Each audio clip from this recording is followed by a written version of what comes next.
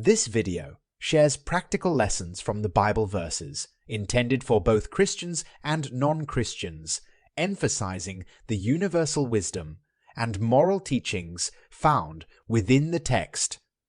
The story revolves around a man named Naboth, who owned a vineyard in Jezreel, adjacent to the palace of King Ahab of Israel. Ahab desired Naboth's vineyard and offered to exchange it for a better vineyard or provide monetary compensation.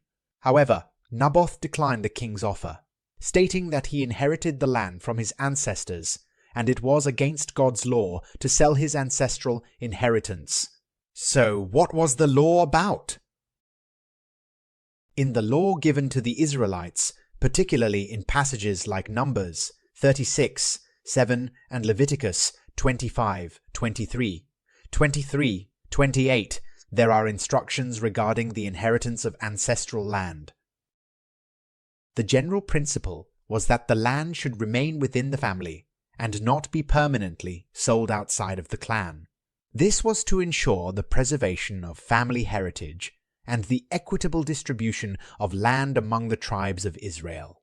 Naboth's refusal to sell his vineyard could be understood as his adherence to this broader principle of maintaining the inheritance of his ancestral land within his family. He likely believed that it was his responsibility to honor and preserve the land that had been passed down to him from his ancestors. Going back to the story, upon hearing Naboth's refusal, Ahab became deeply upset and sullen. His wife, Queen Jezebel, noticed his distress and devised a wicked plan to fulfill Ahab's desire for the vineyard. She wrote letters in Ahab's name and sealed them with his seal, instructing the elders and nobles of Jezreel to falsely accuse Naboth of blasphemy against God and the king. Following Jezebel's orders, the elders and nobles carried out her plan. They gathered a group of false witnesses who testified against Naboth, accusing him of cursing God and the king. As a result, Naboth was condemned to death.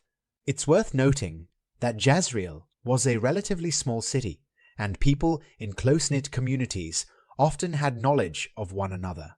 Therefore, it is plausible that the elders and nobles were aware of Naboth's ownership of the vineyard and the circumstances surrounding it. When the news reached Jezebel, she informed Ahab that Naboth had been executed, clearing the way for Ahab to take possession of the vineyard. Delighted by the news, Ahab went to claim the vineyard of Naboth. So, what can we learn from this story? The passage teaches us about the importance of respecting others, contentment over greed, integrity, justice, and the consequences of sinful actions. It provides valuable insights into human behavior and the moral principles we should strive to uphold. Contentment and greed. King Ahab's desire for Naboth's vineyard illustrates the destructive nature of greed. Despite being a powerful king with many resources at his disposal, Ahab's insatiable desire for more leads him to covet and scheme, ultimately leading to unjust actions. Integrity and adherence to God's law. Naboth's refusal to sell the vineyard is driven by his commitment to God's commandments. He recognizes the importance of honoring his ancestral inheritance and obeys God's laws against selling family land. It highlights the value of integrity and staying true to one's convictions, even in the face of pressure or temptation.